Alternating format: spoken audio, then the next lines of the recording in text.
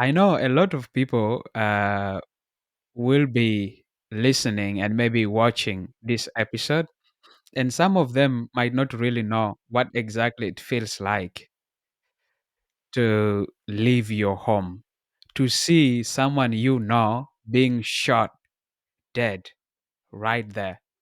Um, and you have to vacate your home. What is that important thing that someone needs to know about the experience of a refugee leaving his or her home country to move to a completely different place where they have to start afresh?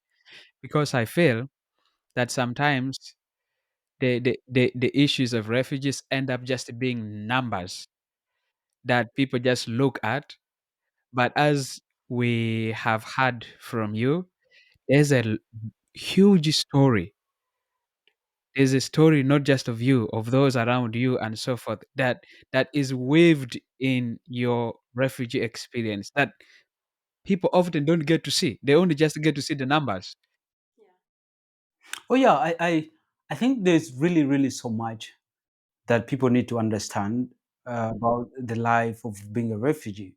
You know, I I never imagined living that experience until it happened to me. I just used to hear stories from my parents. I mean, my uncle and my mom. They could tell us stories of how they used to live in the refugee camp and all the challenges they were going through. But then in 2016, Patrick, I had the chance to also experience that life, Right.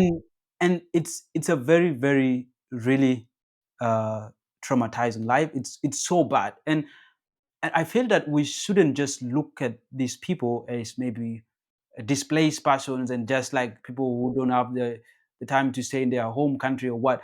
We should look at these people in a different way. These are people who, it's not that they're afraid maybe of fighting, but these are people who feel that it's okay to just leave what was happening there and then go somewhere so that you can have the platform of raising a generation that will come and fix things back home.